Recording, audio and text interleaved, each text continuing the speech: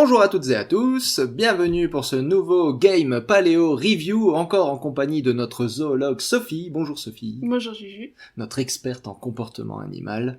Et aujourd'hui, on va parler de Ark, à la demande populaire. Général. La demande populaire quasi unanime, on va parler de Ark. Et alors Ark, c'est un énorme univers que j'ai absolument pas la prétention de connaître. Le connais-tu? Non. Donc c'est un énorme univers. Aujourd'hui, on va en couvrir une toute petite partie, mais évidemment, on vous promet pas que ce sera la seule et unique vidéo sur Ark. C'est possible qu'on revienne sur Ark beaucoup de fois. Mais aujourd'hui, on va en couvrir une toute petite partie parce qu'il y a de l'actualité déjà à propos de Ark. C'est la sortie du trailer de la série, la Animated Series. Attention. Donc on va regarder ce petit trailer dans une première partie de vidéo et puis on va essayer de voir ce qu'il envoie. Hein. On va y réagir à chaud. Parce que j'imagine que ce qu'il y a dans la série animée, c'est plus ou moins ce qu'il y a dans le jeu. On peut partir de ce principe-là, mais... Bon, ou du moins qu'on va y retrouver des trucs. Si vous avez déjà vu le film Super Mario, pas le nouveau. Si vous avez déjà vu le film Super Mario, c'est pas gagné. Si vous avez vu le film Sonic, c'est pas gagné non plus. Non. Mais bref, donc c'est pas gagné que le contenu audiovisuel reflète le contenu vidéoludique. Non, c'est pas gagné. Ça va bien. Et puis dans une deuxième partie, on va s'intéresser au synapside de Ark. Ah oui, ton domaine. Parce qu'il oui. Mais bon, il y a quand même du comportement animal, donc tu seras quand même mise à contribution. Donc, il y en a pas beaucoup des synapsides, il y en a, on va aller sur le site de Fandom, Ark Fandom, et il y en a 1, 2, 3 et 4. 4 parce que c'est Purlovia 2 fois. Ouais. Donc il y en a que 4 pour l'instant. Il va certainement, ils disent, il va certainement y en avoir dans les extensions, mais là pour l'instant, en tout cas sur le Fandom, il y en a que 4, donc on va se contenter de ces 4 là. Ce qui va déjà nous occuper un moment, vous allez voir. Je ne promets pas que la vidéo fera moins de 4 heures. 1 heure par synapside, tranquille. C'est sûr. Ouais. Oui, si je me retiens. Non, il y a des métrodons, on l'a déjà fait dans la vidéo précédente, donc on va essayer d'éviter les redites. Mais c'était pas celui de Ark, c'était celui de... Oui, bah enfin, Dimétrodon, il n'y a pas 3000 façons de faire. Oui, je veux dire, il y a quand même un support squelettique solide sur lequel tout le monde va se baser pour faire sa reconstitution de Dimétrodon. Donc bon, c'est pas un animal qui est connu par un petit bout de mâchoire à la noix et le reste c'est de la fantaisie, tu vois. Il y a quand même des squelettes complets, tu peux pas faire ce que tu veux, quoi. Bref. Bah, okay. Donc on va commencer déjà par la série animée, trailer de la série animée, produit par Léonidas, Maximus et Baboulinet. Ah, ça commence bien, ça va envoyer du rêve, je le sens. Non, faut pas juger avant d'avoir vu. Non, mais j'aime bien, je les aime bien. Mais justement, ça peut... Ça c'est pas des dinosaures, ça. Ça non plus. Non. Ah, apparemment c'est elle les personnages principaux. Je me demande laquelle des deux est doublée par Baboulinet. Ah, ça c'était... Non, il parle pas de famille, donc c'est pas Baboulinet. C'est pas Vin Diesel, sinon il dirait c'est la famille. Ah, un trilobite, tatouage trilobite tribal sur la main, enfin sur le poignet. Un trilobite tribal, c'est marrant à dire. Ça fait beaucoup de... Sexe lesbien. Attention. Sexe lesbien, voilà. Le public est conquis. Ça dépend ce qu'il montre après, tu sais pas. Oui, ça dépend où il s'arrête alors. Il y a toujours pas de dinosaures. Hein. Non. Ça, c'est pas des dinosaures non plus. Ah, finalement, il y en a une qui est morte. Bah non, elle s'est perdue sur l'île où il y a les dinosaures. Non, c'est pas ça. Ah, peut-être qu'elle est partie. Non, là, elle a vraiment l'air morte, là, apparemment. Non, elle est morte, là. Non, là, il l'a pas juste perdue, là. Non, puis avec les... Ne mélangez pas le vin et les médicaments. C'est pas une bonne idée. C'est mal. C'est comme croiser les effluves. Là, visuellement, par contre, elle est morte. Elle est morte aussi. Bon, bah d'accord. Donc tout ça, c'est dans un rêve, en fait. Ça, c'est le flash qu'elle a dans son rêve avant de mourir. Du coup, elle est arrivée sur Ark, à mon avis. Le mégalodon. Ah bah oui, allez, il faut commencer. Ah bah voilà, Oui. C'est un mégalodon. C'est un mégalodon. Je veux voir les dents. On les voit pas très Mais bien. non, mais je veux voir les dents, bordel. Donc, mégalodon. Mais pourquoi je veux voir les dents de mégalodon? Parce que mégalodon, c'est des dents. C'est ça qu'on en connaît. Voilà, petite mâchoire. Oui, non, effectivement, c'est de la grosse dent triangulaire. Je sais J'ai pas si l'impression c'est... qu'il y a des cuspides dessus, ou alors c'est juste moi. Non, je pense que c'est juste l'arrêt sur image qui est pas... Ouais, c'est peut-être ça. On aurait peut-être dû le mettre en 1080. Hop, mettons-le en 1080 pour avoir un bel arrêt sur image. Voilà. Ouais, non, c'est bien droit, effectivement. Tant pour moi. Non, ouais. Donc, il n'y a pas de crénelure, et donc, c'est effectivement des bonnes grosses dents triangulaires, parce qu'on pourrait se dire, un requin géant, ça pourrait aussi être Cretoxyrina, mais ils ont pas du tout les mêmes dents. Donc là, ouais, je pense qu'on est sur un mégalodon, On est sur un beau mégalodon. un mégalodon de bonne taille, hein, Ah déjà, oui, quand même. Là, on est sur les reconstitutions les plus, Ah bah oui. top. Non, parce que moi, Donc, celle que j'avais vue, c'était plus petit, quand même. Par rapport à l'humain. Non, bah maintenant on a donc il y a eu cette colonne vertébrale qui a été décrite il y a pas longtemps, donc on n'a pas que des dents. Il y a cette colonne vertébrale de Belgique qui a été décrite il y a pas longtemps et qui donne un requin d'à peu près 15 mètres de long. Ah, quand même, belle bête. Ce qui est ce qu'on avait prédit à partir de la taille des dents. Enfin, ça reste dans la gamme de variations. Ouais, belle bête. Donc là, on a un beau petit requin géant. Oh yeah. Et un requin encore plus gros qui l'a bouffé, là. Qu'est-ce qui vient de se passer? Il y a un autre truc qui vient de le bouffer, là. Alors, Non, c'est pas un requin géant, c'est un... Ça, c'est pas un requin. C'est pas un requin, on dirait j'ai envie de dire un Dynchleostéus vu le design, mais Dynchleostéus, il était pas plus gros que Mégalodon, hein. Je crois que c'est un œil, ça, et là, il y a une cuirasse, ouais, si, c'est censé être un Ça, poisson. c'est un Dynchleostéus. Bah, je pense que c'est censé être un poisson cuirassé, je pense. D'accord. Après, ne connaissant pas l'univers de Ark, je ne sais pas quel poisson cuirassé il y a dans Ark. Mais ça m'a bien l'air d'être un poisson cuirassé. Donc moi j'opterais pour Dynchleostéus, c'est le plus connu. C'est un méga prédateur, c'est le plus connu, mais c'était pas plus grand que Mégalodon, c'était même plus petit, hein. Oui. Dynchleostéus, on a des têtes entières qui sont préservées puisqu'elle est recouverte d'une cuirasse. Mm. Et elle rentre confortablement dans la plupart des reconstitutions de bouche de Mégalodon. Si c'est Dynchleostéus. Mais les fans de Ark pourront nous dire ce que c'est exactement. Et si on a raison ou pas. Tiens, c'est le jeu, voilà. On va essayer de reconnaître les bestioles, et les fans de Ark vont nous taper dessus en commentaire en disant « Mais vous n'y connaissez rien !» Et c'est vrai. Bah, Ark, non, j'y ai pas joué. En plus, sa version sur Switch, elle a été toute pourrie. Ah. Ah oui, ils ont fait un portage sur Switch, mais une honte. Une honte. C'est honteux. Ah mais complètement. Du coup, j'ai fait non, mais je joue pas à ça, moi. Moi, je précommande pas les jeux de base, parce que tu pouvais la précommander, la version qui est sortie sur Switch. Ah oui. Je précommande pas les jeux de base, juste parce que justement, quand on les précommande, souvenez-vous de Pokémon, le dernier. Quand on les précommande, généralement, on a des mauvaises surprises. T'as des jeux pas finis. Il est bien votre brouillon de jeu, mais pourquoi vous m'envoyez des brouillons? Attendez, je voulais la version, c'est la bêta. Non, la précommande, c'est la mort, quoi. Ah, c'est ça. Donc moi, quand j'ai vu après les Je sais pas pourquoi il y a commentaires en encore des montrant gens qui... ce que c'était, parce que t'avais un clipping énorme, enfin, ça allait pas, c'était une honte. C'était une honte, la version. Une fluidité de jeu en 4 FPS. C'était pas loin, du coup, j'ai fait non, mais attends, je vais pas, c'est grave. Donc je sais pas s'ils ont, je crois qu'ils ont fait des patchs correctifs derrière, mais je suis pas sûre que ce soit vraiment... Parce que faut pas me faire rigoler, la Switch, elle est capable de faire des jeux très bien, hein, franchement. Ouais. Mais là, non. C'est juste que les gars, ils se sont pas foulés, c'est tout. T'as raison, faut arrêter le pacht. Arrêtez le pacht. Il y en a pas beaucoup qui l'auront, celle-là. Faut arrêter le pacht. Par contre, si c'est un Dynchleostéus... Attends. D'accord. Restons sur le principe. Je pense que je suis intimement convaincu que c'est un poisson cuirassé, au moins. Ouais. Sinon, carrément un Dynchleostéus. Mais la queue, en fait, elle a un problème. Oui. Les explications claires du professeur Bulot. Ça aussi, c'est de la référence. Oui, ça aussi, c'est de la référence. Bah tiens, on a un petit dinosaure pour illustrer. Voilà, le petit dinosaure. C'était l'explication du dinosaure. L'explication dinosaure. Donc, quand la queue... Ben non, mais attends. J'en ai besoin. Donc, chez les poissons, il y a plusieurs conditions au niveau de la queue. Soit la colonne vertébrale part vers le lobe inférieur de la queue. Donc la colonne vertébrale, elle va par là, et elle part vers le bas, et dans ce cas-là, elle est hypocerque.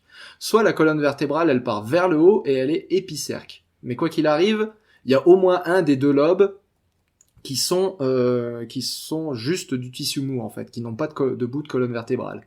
Chez Dynchleostéus et les autres poissons cartilagineux, enfin, chez Dynchleostéus, les autres poissons cuirassés et les poissons cartilagineux, comme les requins, la queue est toujours épicerque. C'est-à-dire que, en gros, au lieu d'être comme ça, elle pointe vers le haut. La queue vertébrale pointe vers le haut. chez tous ces animaux-là, chez tous les poissons. C'est la condition de base des poissons que les requins encore aujourd'hui ont conservé. Et du coup, si c'était un Dynchleostéus, la queue devrait partir, en fait, ce lobe de chair qui indique où se trouve la colonne vertébrale devrait partir vers le haut. Et là, ce qu'on a, en fait, c'est une queue de thon. C'est une queue tuniforme. C'est tuning. C'est une queue de thon. Donc vous avez en fait une queue qui est homocerque, c'est-à-dire qu'elle va ni vers le haut, ni vers le bas. Elle reste bien au centre. Elle reste au milieu. Ça, c'est ce qu'on a chez le sélacanthe. Donc là, on a un mélange des genres, hein. Clairement, on a on sait pas quelque trop chose qui est bâtard, présenter, en fait. ouais. C'est bâtard entre le sélacanthe et le thon. et le thon. C'est on dirait un sélaton. Parce qu'on dirait qu'il y a des arcs de cercle qui remontent aussi. J'ai l'impression qu'ils ont fait des arcs un peu cartilagineux, même sans le vouloir. Tu sais, t'as l'impression qu'il y a cette bosse quand même sur le haut et sur le bas. C'est ça. On n'aura jamais autant disserté sur des queues. Et pan. Un dodo. Le dodo. Alors le dodo, ils sont partis sur un dodo pas dodu. Oh, tu peux quand même. Bon, pas il trop. est fleufu. Il est fleufu. Il est pas dodu. Il est fleufu. Il y a ce grand débat en fait à savoir. Le dodo, c'est un animal. Ouais. Le dodo, c'est un animal fascinant parce qu'il s'est pas éteint il y a longtemps. Il s'est éteint à l'époque de Louis XIV. Mm-hmm. Et c'est un animal qui est considéré comme un animal fossile parce qu'il y a personne au monde qui a eu l'idée de prendre des notes. Quand vous allez en amphi, prenez des notes, toujours. Gardez une trace écrite, parce que là, le dodo, on n'a gardé aucune trace écrite de cet animal, ce qui fait qu'en gros, le dodo est considéré exactement de la même manière par les paléontologues qu'un tyrannosaure. Oui, qui a quelques millions d'années, c'est ça. C'est comme s'il s'était éteint il y a millions d'années sans que personne ait pu du coup prendre des notes, puisque les hommes et les dinosaures n'ont jamais vécu ensemble. C'est important de le rappeler quand on parle de Ark, évidemment. Les dinosaures non aviens, on est d'accord. Les dinosaures non aviens. Oui. Voilà. Non, mais je précise parce qu'il y a des gars héros là dehors. Oui. Et vous me verrez rouler des yeux. Mais ouais, donc il faut le rappeler. Mais c'est surtout, le dodo, c'est un animal donc qui est considéré comme un animal fossile à part entière et pas seulement un animal récemment éteint. Parce qu'on n'a aucune trace écrite, ou si peu. On a littéralement que 2 morceaux de chair de dodo qui sont conservés à Oxford. Il y a une patte et une demi-tête. Ouais, ça fait une sorte de momie en fait. Et ouais, voilà, qui sont momifiés. Ouais. Et c'est tout ce qu'on a de tissu mou de dodo. On n'a jamais conservé rien dans le formol, jamais rien en viande séchée. Le dodo, on n'en connaît même pas. Les squelettes qu'on a, voilà, c'est ça, les squelettes de dodo qu'on a, et ça, c'est un truc hallucinant. C'est que déjà, on en a quasiment aucun qui est réellement complet. Oui, Vous imaginez, il s'est éteint à l'époque de Louis XIV, hein. C'est pas longtemps. Donc bref, tous les marins, quelle que soit leur nationalité, s'arrêtaient là, faisaient le plein de dodo et repartaient, mais personne n'a pensé à prendre des notes, personne n'a pensé à garder un squelette, personne n'a pensé à le mettre dans du formol. Donc en fait, tous les squelettes qu'on a aujourd'hui de dodo sont des squelettes composites, donc il n'y a aucun squelette complet d'un seul individu qui a jamais été conservé, à part un peut-être dans la ville de Durban en Afrique du Sud, c'est pas sûr. Et surtout, tous les squelettes, et tous les restes osseux qu'on a de dodo, à part ces momies dont on a parlé à Oxford, sont des fossiles en réalité. Ce sont des fossiles qui ont été récoltés dans la mare aux songes, enfin le marais des songes, sur l'île Maurice. C'est plus vieux.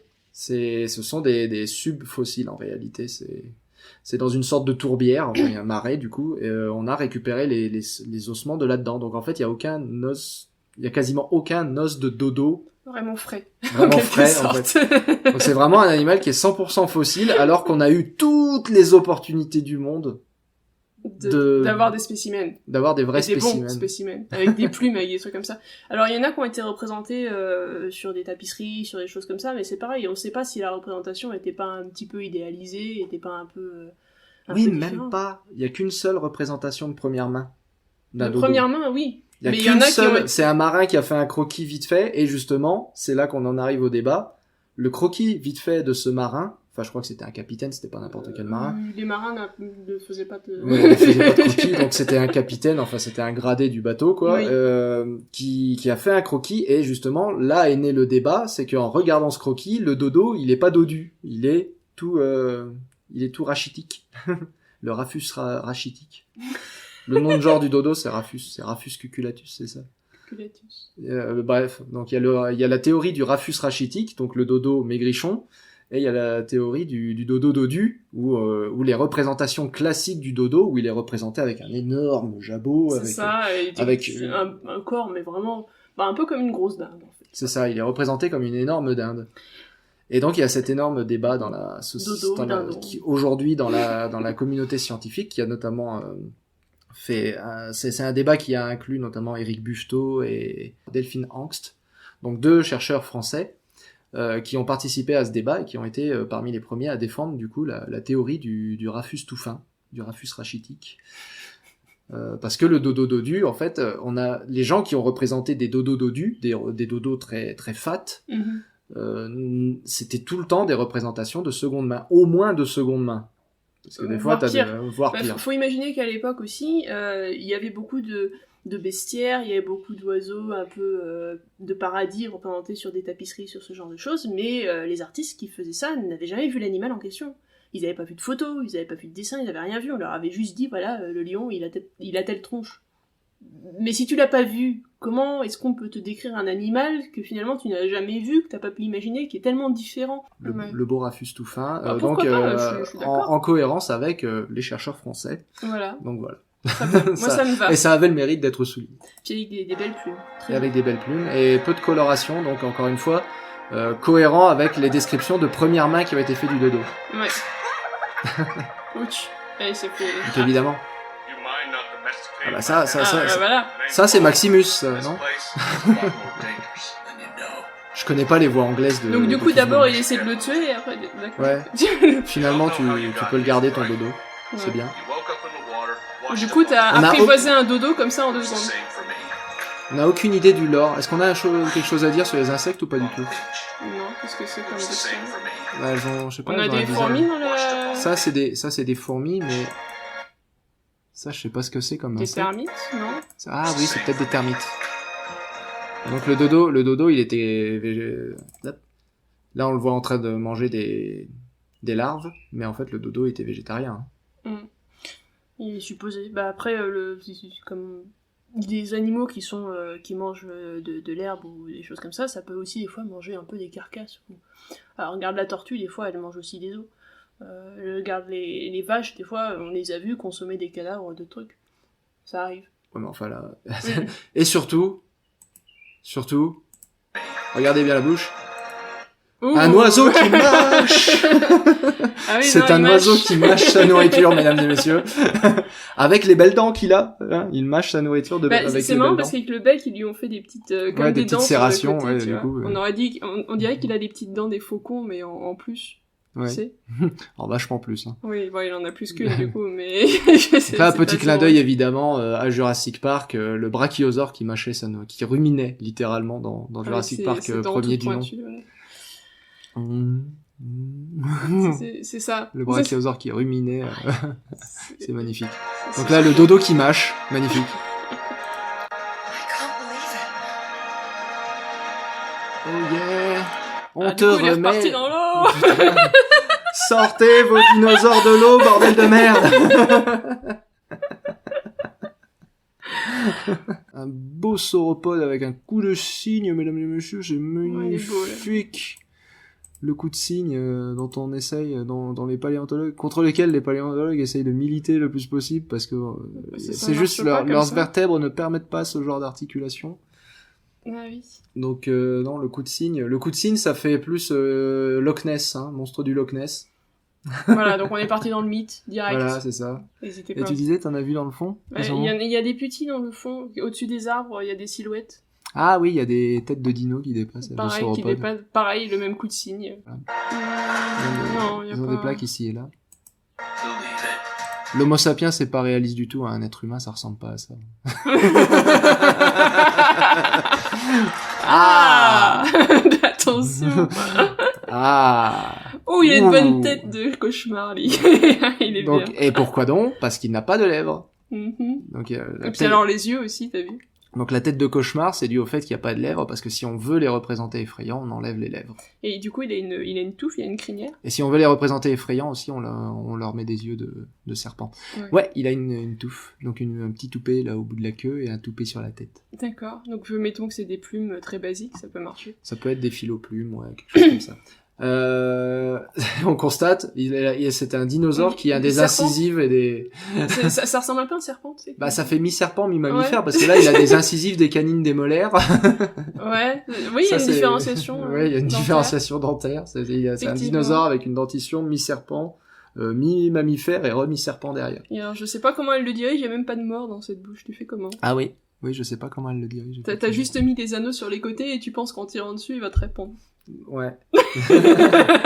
Une bestiole comme ça, c'est sûr. mignon que tu t'imagines pouvoir contrôler un carnivore. Déjà, essaye avec un cheval, tu vas voir qu'à moins qu'il soit super bien dressé, tu vas pas y arriver, mais alors avec ça... Donc, Oui. chevaucher un dinosaure. Qu'est-ce que c'est possible? Est-ce que c'est pas possible?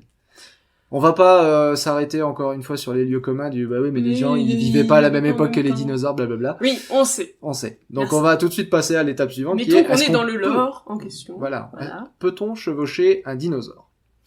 En Physiquement tout cas, parlant. Est-ce que c'est possible? Voilà. Et la réponse est oui. Puisqu'on le fait. Bah oui. Il y a à Outsourn en Afrique du Sud notamment, des gens ont dressé des Outsourn. Outsourn. Chaud. De toute façon, ça s'écrit pas comme ça se prononce, alors Pas ça chercher. sert à rien. C'est de la fréquence. Ils chevauchent des autruches. Il y a pas que là, il y a aussi dans le nord de l'Afrique. Alors oui, il y a des gens qui chevauchent des autruches, il y a des courses d'autruches, en Afrique du Nord notamment, dans le sud de l'Afrique aussi, de temps en temps vous pouvez le faire, c'est moins répandu. Mais je vous conseillerais pas de le faire parce que c'est pas terrible pour l'animal, niveau animal welfare c'est pas top, parce qu'en fait les autruches, elles font à peu près le même poids que nous. Donc vous imaginez, vous allez monter sur un truc qui fait votre poids, plus ou moins, voire même moins, parce que les plus petites femelles peuvent faire 60 kilos. Donc si vous montez là-dessus, vous allez un peu leur détruire les vertèbres. Sachant qu'en plus, il faut faire gaffe quand vous montez sur une autruche, si jamais vous avez envie de le faire, ce que je conseille pas, vraiment. Si vous voulez monter dessus, vous allez monter plus au niveau des pattes arrière, c'est-à-dire au niveau du sacrum, là où il y a les membres postérieurs, du coup, parce que si vous montez plus proche du cou, en fait, il y a rien en dessous pour soutenir l'animal, donc vous allez faire pencher l'autruche vers l'avant, et la mettre en déséquilibre. Donc elle va essayer de faire tout son possible pour rester debout, ça va encore forcer encore plus sur les muscles, ça va être encore plus difficile pour son dos. Donc c'est pour ça, généralement, quand on monte sur une autruche, on monte à l'arrière de la bestiole, juste au-dessus des pattes. Parce que c'est là où elle est le plus solide, le plus stable. Et puis toutes les vertèbres, je fais la partie anatomie, toutes les vertèbres du sacrum, donc les vertèbres qui sont au niveau du bassin, sont soudées elles-mêmes au bassin, et le bassin est gigantesque sur une autruche. Donc toutes les vertèbres sont soudées au bassin, qui sont soudées au petit restant de queue. Épigostile. Voilà. Et tout ça forme un énorme os qu'on appelle le saint sacrum. Et c'est un os qui est très très solide. C'est l'os le plus solide des autruches. D'ailleurs, la plupart du temps, c'est un piège qu'on aime bien faire avec les étudiants. C'est que la plupart du temps, c'est l'os qui se préserve le mieux sur une autruche. Donc, quand on se promène dans le désert là, en Afrique du Sud et qu'on trouve un os d'autruche, on le donne aux étudiants en leur demandant ce que c'est. Ils disent c'est un crâne. Parce que ça ressemble à un gros crâne, un bassin d'autruche, parce que vous avez les articulations des fémurs sur les côtés qui ressemblent aux yeux, en fait. Ah, Et l'avant, ouais, et l'avant du bassin, donc le pubis. Enfin, non, c'est pas le pubis, c'est le l'ilion, pardon. L'avant de l'ilion ressemble à un bec. Donc ils se rendent compte que c'est une autruche parce que ça ressemble à un gros crâne un crâne de gros oiseau. Donc une autruche. Ouais. Mais en réalité, c'est un piège parce que c'est le sacrum. Donc on aime bien faire ça. Et c'est l'os qui se préserve, enfin, qui reste le plus après que l'animal soit mort. Parce que c'est l'os le plus solide de l'animal. En tout cas chez les autruches. Et donc ce qu'on voit là, bah, c'est à peu près ça en fait. Elle chevauche Elle chevauche bien en arrière, pas au niveau du cou, ce qui est très bien, du coup. Parce que c'est effectivement ça c'est du bipède aussi. Mm-hmm. Donc bah tu peux pas chevaucher plus proche de la tête, t'es obligé de chevaucher là où il y a les pattes.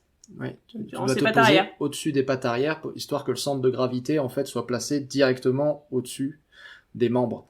Sinon tu vas gêner l'animal dans ses déplacements, dans sa course, et ça va pas être pratique.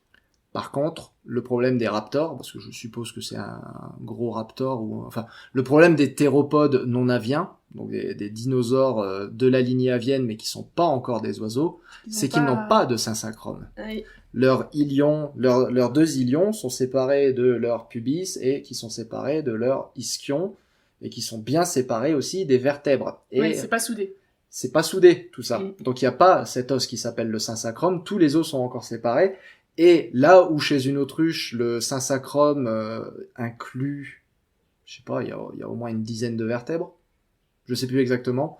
Mais là où le synsacrum inclut au moins une dizaine de vertèbres, chez les oiseaux, il peut y en avoir jusqu'à une vingtaine de vertèbres dans le synsacrum.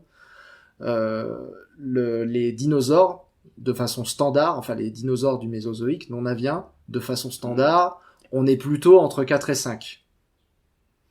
Donc c'est vraiment un sacrum qui est relativement faible.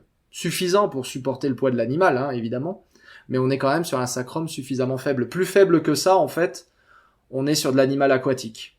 C'est-à-dire un animal qui n'a plus besoin de porter le poids de son corps. Mm. Donc là, on est sur une implausibilité, je pense, niveau anatomique. Ça va être compliqué, en fait, parce que là, le poids de l'animal combiné au poids de l'humain, je sais pas si les pattes peuvent porter ça, parce que c'est pas une grosse bestiole, au final. C'est pas si gros que ça. Il faut pas oublier que si on est au niveau d'un raptor, j'arrive pas, on n'a pas encore vu les mains, on n'a pas encore vu les jambes, donc on n'a pas vu s'il y avait la griffe des raptors. On n'a pas vu le nombre de doigts. La dentition est à chier, donc j'arrive pas à identifier ce que c'est pour l'instant. Mais si c'est un raptor, si c'est effectivement un raptor, et je pense que le premier truc que tu veux faire chevaucher, c'est un raptor. Ah bah, attends. Voilà. Mais si c'est un raptor, les os sont creux. Et du coup, niveau soutien du poids du corps, c'est pas terrible. Donc ouais, là on est donc au niveau de la façon dont elle guide son animal, c'est pas bon. Non. Il faudrait un mort au travers. Il faudrait un mort et un sacré mort, parce que là tu vas pas guider ton animal comme ça. Ouais. Et puis là, au niveau où elle est assise, c'est cohérent. Tu t'assierais effectivement au-dessus des jambes directement. Par contre, le bassin serait un peu trop faible à mon avis. La partie la plus solide chez ces animaux-là, c'est la queue. Parce qu'il y a enfin, encore une fois, si c'est un raptor, les tendons sont ossifiés. Ceci dit, étant donné la flexibilité de la queue, c'est possible qu'en fait, non, ce soit pas un raptor. Bon, on va voir ce que c'est. Oui, parce que la queue servait de balancier derrière, donc il fallait bien qu'elle soit généralement à l'horizontale et qu'elle aide au déplacement. Donc, tu pouvais pas trop la bouger, je pense. C'est un raptor, c'est totalement des raptors.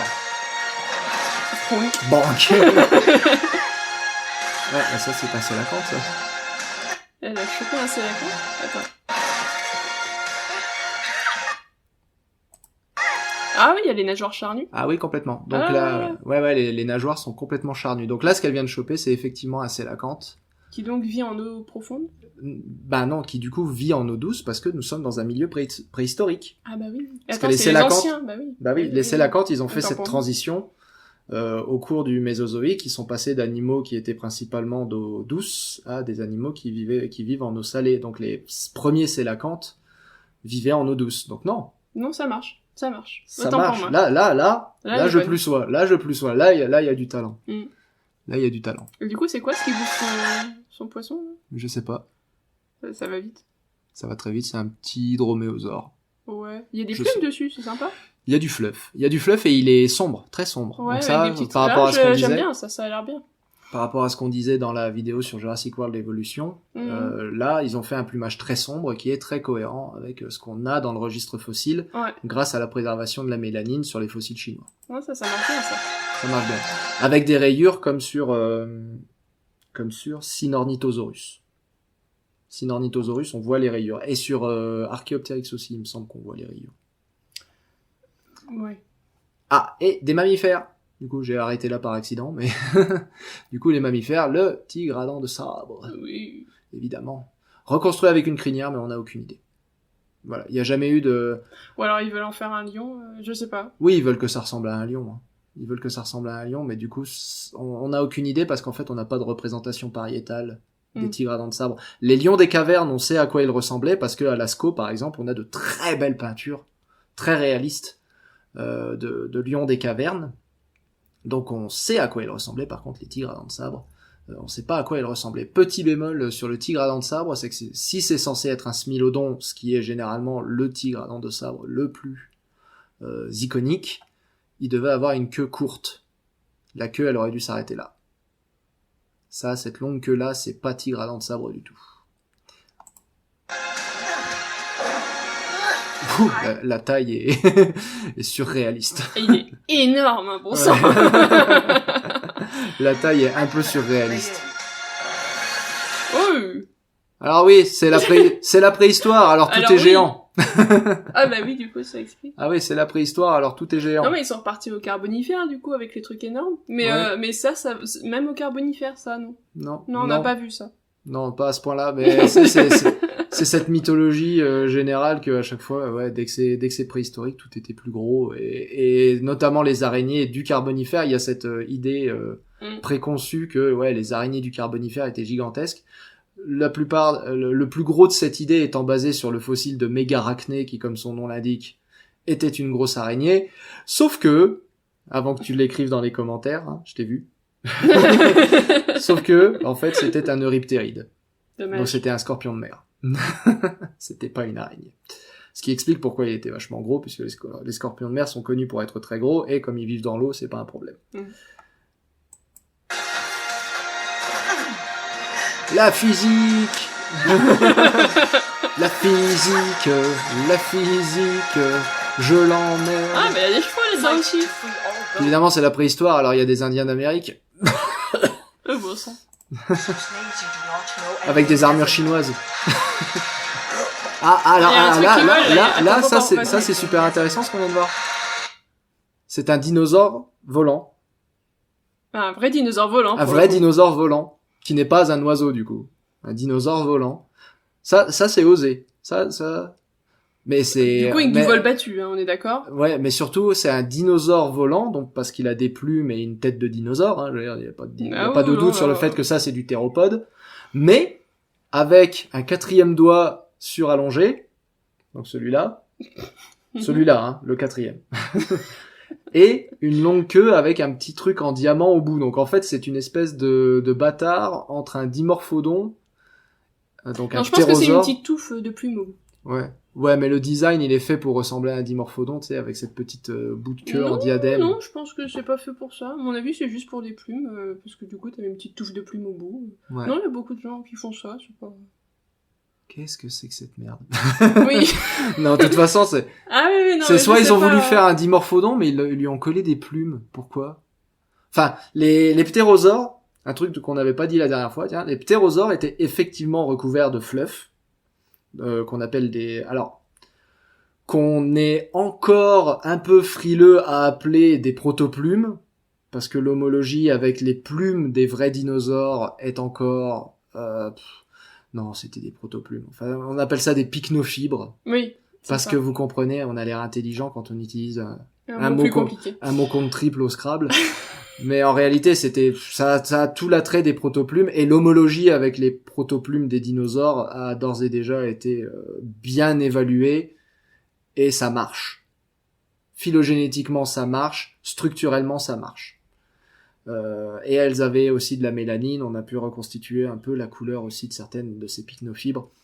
Donc ils avaient effectivement des protoplumes, mais c'était un duvet en fait. C'était pas des plumes comme on voit là, C'est des ce qu'on grandes appelle plumes de des vol. phyloplumes, en fait. C'était des trucs Ouais, tout c'est ça. fins, c'est juste un axe comme ça, et il n'y a pas de barbe dessus, il n'y a rien, c'est juste l'axe. Ouais, c'est une phyloplume. C'est Ouais, c'est comme un poil. C'est comme un poil, mais en plume. C'est ça. Voilà. C'est comme un poil. C'est comme un poil, mais c'est homologue aux plumes des oiseaux modernes. Voilà. Bon, sachant que les oiseaux Les modernes oiseaux ont aussi des plumes. phyloplumes. Les comment ça s'appelle, les calaos. Là, ils ont des cils. Oui. Et ce sont des plumes, ce sont pas des cils. Ou alors tous les oiseaux qui ont des sortes de moustaches. Tu voyais des trucs avec des petits... Il y a des longues plumes comme ça, qui vont être des plumes sensorielles généralement. Mhm. Et donc ça, c'est des petites... pareil, c'est des plumes où en fait on a que le rachis central, et il n'y a pas les barbes dessus. Mais ça reste des plumes, c'est pas des poils. C'est ça. Les kiwis, par exemple. Oui, ils Les ont oiseaux comme des grandes nocturnes, moustaches. typiquement les oiseaux nocturnes. C'est ça. Donc là, non, ça c'est une espèce de bâtard entre un dinosaure et un ptérosaure, en l'occurrence un dimorphodon, qui n'a pas du tout la tête d'un dimorphodon, mais genre pas du tout, jamais de la vie, mais qui a des ailes, enfin qui a une structure de la main de ptérosaure avec le quatrième doigt surallongé, mais des plumes d'oiseau dessus, au lieu d'avoir une membrane de peau. Le pied, là, vous voyez, il y a 1, 2, 3, 4 doigts, donc c'est celui d'un Ouais. ptérosaure.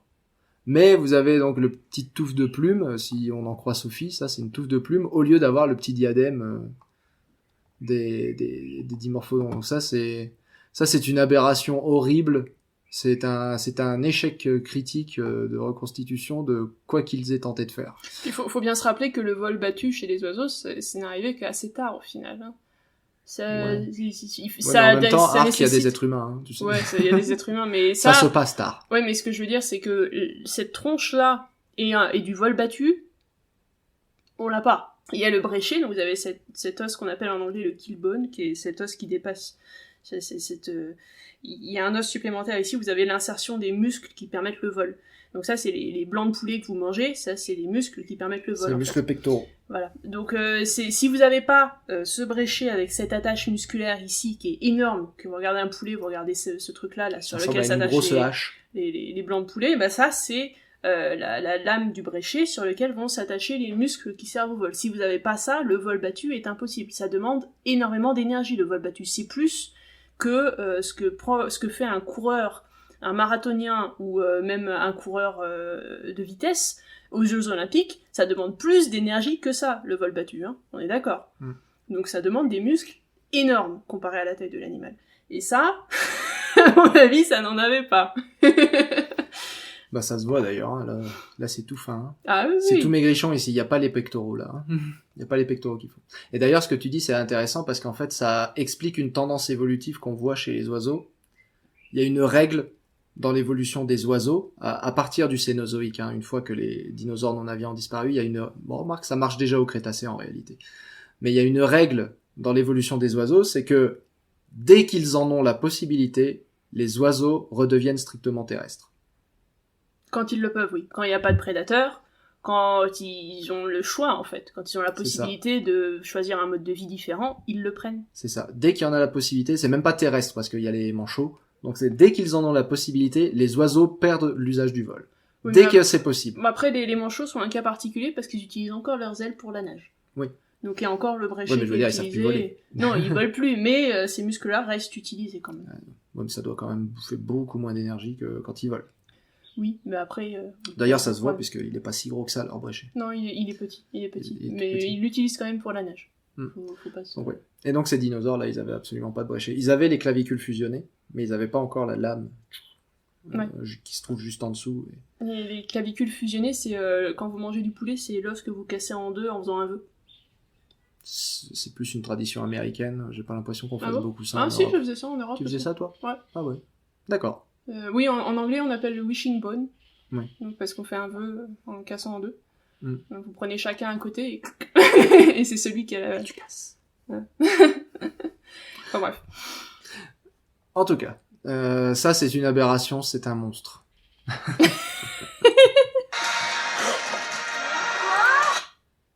Ça c'est Avatar, ça. C'est pas des c'est pas des ptérosaures. Ils ont des jolies couleurs. C'est Hein. Toru Maktu. Je sais pas ce que c'est que cette horreur. Je sais pas ce que c'est que ces horreurs, mais c'est pas des ptérosaures, ça. Suivant. Ils volent avec ça. Et en plus, il y a quelqu'un dessus. Il y a quelqu'un dessus, en Il y a plus. encore quelqu'un par-dessus, Oui. ouais. Ouais, non, là, il est, c'est Alors là, c'est super c'est le Pteranodon, là. ptéronator, ouais. Ouais, C'est Sangoku des ptérosaures. ils vont, là. Bon, bah là, c'est des stégosaures, hein. Ouais, ouais. Tout va bien. Ils ont l'air bien, ces petits stégosaures. Ouais, ils ont l'air d'attaquer aussi. Ils ont l'air d'attaquer, mais bon, ils chargent, c'est normal. Ils profitent de leur masse pour imposer leur volonté. Ça n'a pas l'air. Ils grognent aussi. Ah, eh ben là, Et le là, on va T-Rex. pouvoir en parler. Le T-Rex. Oula. Là, on va pouvoir en parler. Là, il y a des choses à dire. Là, il y a beaucoup de. T-Rex à 3 doigts. Allez vous faire foutre.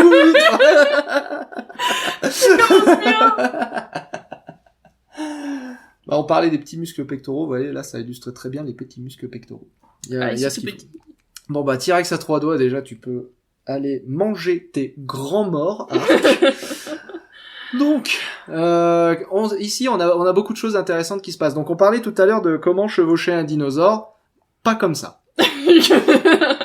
Voilà, là, clairement, elle est en train de déplacer le centre de gravité. Là, Ouais, après, le centre de gravité est Ouais. censé être là. Ceci dit, vu le gros cul qu'il a, On est d'accord son que centre là, de gravité, il est plutôt ici.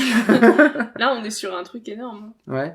Donc là, elle est en train de déplacer le centre de gravité vers l'avant, donc elle est littéralement en train de physiquement imposer à son T-Rex de ramoner le sol avec son museau, là. Oui, bon après, je pense que vu son poids comparé à celui de son animal, parce que là, il est quand même gigantesque, ça doit pas faire beaucoup de différence. Ouais. Mais donc ça, faut pas faire. Ça, déjà, faut pas faire. Ça, normalement, oui, il faut se mettre à l'arrière, sur les pattes arrière, quand vous avez un animal qui est bipède. Ou sur les pattes qui portent l'animal, en l'occurrence. Non. Et maintenant, on peut Oui. débattre. On va débattre de deux choses. Peut-on imposer sa volonté à un T-Rex? Et la pertinence de chevaucher un T-Rex. Est-ce qu'on peut commencer par la pertinence de chevaucher un T-Rex? Parce que je trouve que c'est... Est-ce que c'est vraiment pertinent de prendre le temps de dresser un T-Rex? Alors en fait, on est obligé de commencer par peut-on imposer sa volonté à un T-Rex? Oui, parce que c'est le processus. Parce qu'il faut d'abord dresser le T-Rex pour en arriver au point où tu le chevauches. Bah, oui. Peut-on imposer sa volonté à un T-Rex? Non. Merci. Merci d'avoir posé la question. Non, alors, Sophie, de ton expérience de dressage de dinosaures. Oui. Non. Non. Alors, bon. déjà, parle-nous de ton expérience de dressage de dinosaures, parce que là, il y a les gens qui ont un sourcil levé en mode, quoi? Non, j'ai pas dressé de T-Rex, je vous rassure. J'ai affêté des oiseaux de proie, donc ça veut dire faire de la fauconnerie, en fait.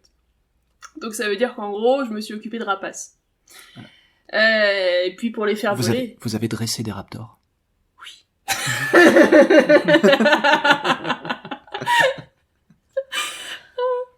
Bon bref, mais du coup pour les rapaces, on va prendre ça comme modèle parce qu'après tout c'est plus ou moins le truc le plus proche qu'on ait aujourd'hui. Quand vous affêtez, parce que c'est le terme qu'on utilise, affêtage pour les rapaces, on ne dit pas dressage, c'est l'ancien terme, voilà, c'est resté dans les mœurs.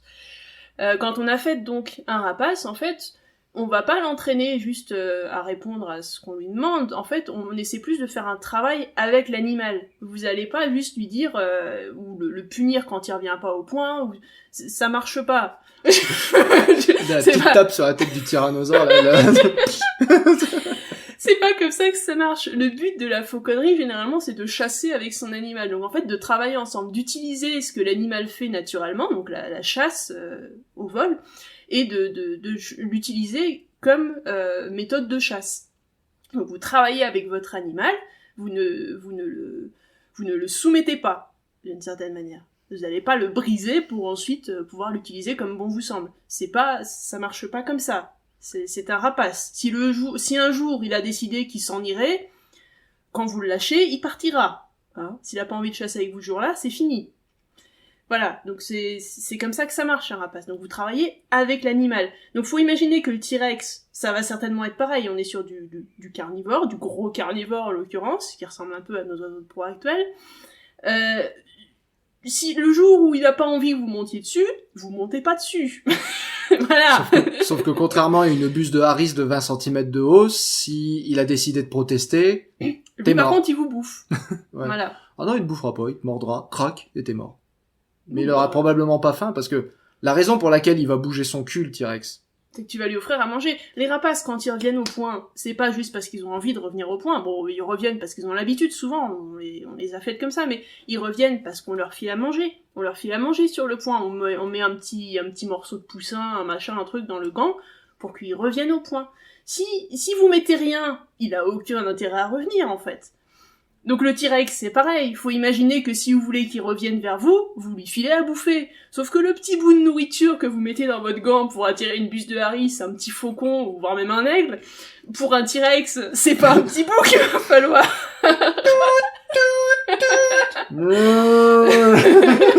Ouais, par là, ouais, à gauche. Voilà, donc en fait on est dans un petit problème ici de taille. J'ai envie de dire. C'est-à-dire qu'il y a un problème biologique de base, enfin il y en a deux, il y a effectivement la taille, mais il y a surtout le problème que tu dresses pas un carnivore comme tu dresses un herbivore, c'est un carnivore. Il a pas peur de toi. Et il le sait. Et il le sait surtout, et là, contrairement à un tigre ou à une buse de Harris, sur lequel tu as quand même une chance d'avoir un ascendant physique. Le tigre, Oui, mais le tigre, t'es quand même plus haut. Ouais. Ta tête culmine plus haut que la sienne. Donc ouais. t'as quand même une chance d'avoir un ascendant, au moins faire l'illusion d'une ascendance physique dessus. Il y a intimidation physique. T'as une chance. J'ai pas dit que ça le convaincrait, hein. Mais t'as une chance. Tous les gars qui sont morts dernièrement d'attaque de lion, ont échoué lamentablement. Et ils étaient nuls. Faut le dire. Bref. Non, mais ce que je veux dire, c'est que c'est horrible. il y a cette première dimension qui est la taille, mais il y a aussi la dimension du fait qu'il est carnivore et qu'il le sait qu'il est carnivore et du coup il a pas peur de toi. Vous êtes tous les deux des carnivores. Non, mais c'est surtout en plus et ta seule chance d'arriver à obtenir ce que tu veux d'un carnivore, c'est de travailler avec lui. Alors qu'un cheval, tu peux travailler contre lui. Le cheval, c'est mieux de travailler avec. Il y a la technique pour le cheval, voire même pour l'éléphant. Ce qu'ils font encore en Inde de nos jours, c'est quand ils dressent un éléphant, en fait, ils le brisent, l'éléphant. C'est-à-dire qu'en gros, ils vont prendre le jeune éléphant, l'éléphanteau, ils vont l'enfermer dans une sorte de petite cage, ils vont le laisser là sans nourriture, sans eau, sans rien. Et du coup, et puis après, ils vont l'enchaîner. Et donc, l'animal, son mental est complètement, il est complètement foutu derrière. Il se rebellera plus jamais, c'est fini. De toute façon, dès qu'il voit le cormac arriver, voilà, il a peur. Mais ça reste... Un cormac, c'est pas un oiseau, c'est le dresseur. Le cormac, c'est le dresseur, oui, pour les éléphants. Mais c'est celui qui s'en occupe. Mais pour les carnivores, vous pouvez pas faire ça. Le carnivore, ça marche pas. Ceci dit, vous devez pas faire ça non plus pour les éléphants. Ça, faites pas. Ça, c'est une méthode traditionnelle. Voilà. Et qui se fait plus trop aujourd'hui, mais qui se fait encore à certains endroits. Donc, mais l'éléphant, c'est quand même mieux de travailler avec lui, pas contre lui. Mais avec un herbivore, vous avez cette option de le forcer à faire ce que vous voulez. Parce que de toute façon, vous ne forcerez jamais un carnivore. Voilà. Il a peur, c'est dans son mode de pensée, il va plutôt, dans ses réactions habituelles, il va plutôt chercher à fuir plutôt qu'à combattre. Un carnivore, surtout un truc de cette taille-là, ça cherchera pas spécialement à fuir. Ça va à vous fuir. Oui, vous fuir. Vous n'êtes pas un danger pour lui. Exactement. Ça, et encore moins si vous parlez d'un T-Rex. Oui. Donc le T-Rex, en fait, le seul moyen d'arriver à dresser un T-Rex, c'est il sait ce qu'il veut et on voit ce qu'il veut et en gros, c'est vous qui allez aligner votre votre souhait à ce que le T-Rex souhaite. Voilà. Donc en fait, vous êtes son petit animal de compagnie, pas l'inverse. Donc en gros, si le T-Rex veut chasser et que vous voulez à la place qu'il aille charger tout droit vers l'ennemi, hein, si vous voulez utiliser un T-Rex en temps de guerre, parce que là il a une armure et tout, donc on va dire que c'est un T-Rex de guerre. Si vous voulez utiliser un T-Rex en temps de guerre, il va falloir que vous aligniez ce que le T-Rex veut avec ce que vous voulez. Vous voulez qu'il charge l'ennemi, le T-Rex il a faim. Bon bah vous allez affamer votre T-Rex, ce que faisaient autrefois les... D'ailleurs c'est plus ou moins encore plus comme ça que ça marche. On les affame pas, mais du coup on attend...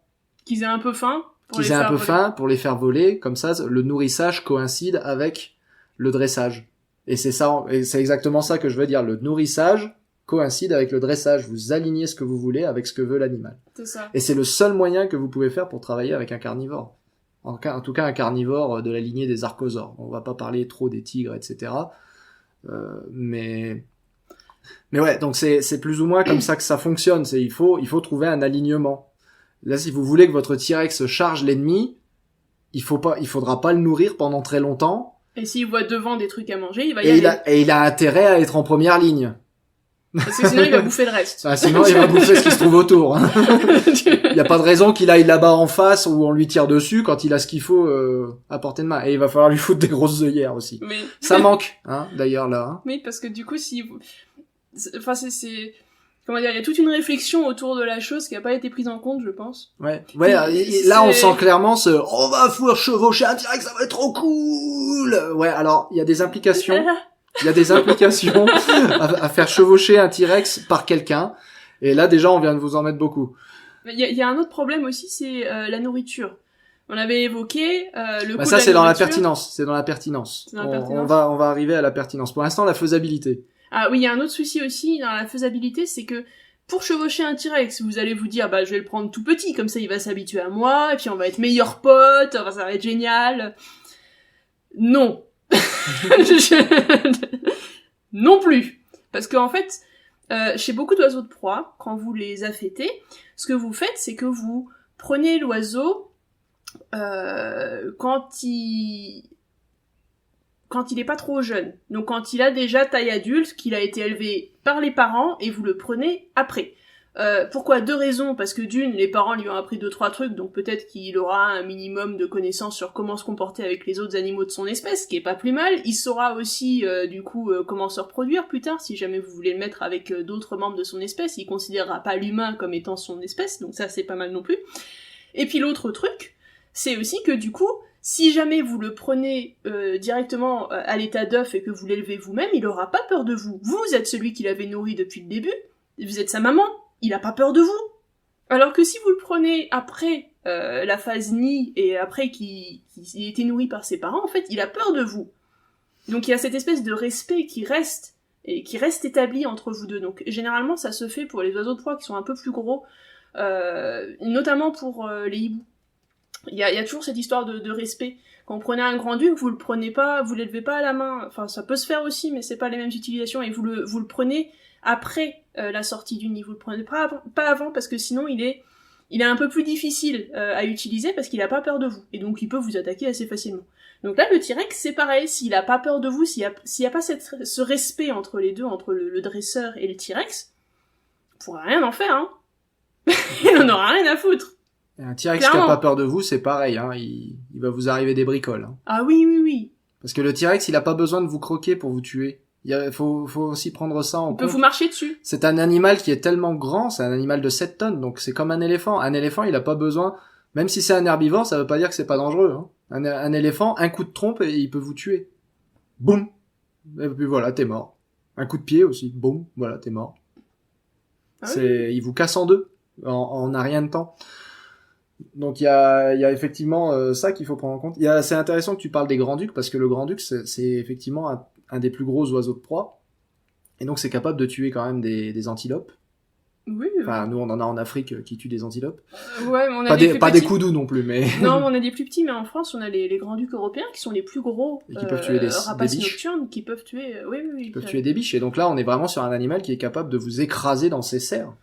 Le poids, enfin la pression par centimètre carré est tellement énorme que votre bras ne résiste pas, vos doigts sont broyés. On a d'ailleurs des gants spéciaux pour les aigles et les grands-ducs parce que vous avez besoin de toutes ces couches de cuir pour protéger la main. Et si le grand-duc décide de serrer, sortez plus votre main du gant. Fini. C'est ça que c'est pour ça. Déjà un oiseau de proie de cette taille-là qui a un grand-duc d'Europe, du coup c'est déjà dangereux pour nous. Imaginez le T-Rex. Puis alors un T-Rex qui a pas envie de bosser, parce que ça arrive souvent avec les grands-ducs, ouais, ils s'en foutent souvent. Un T-Rex qui a pas envie de bosser, je le vois bien, tu sais, rester sur sa perche, le T-Rex, il a une petite perche, et puis il reste dessus, puis...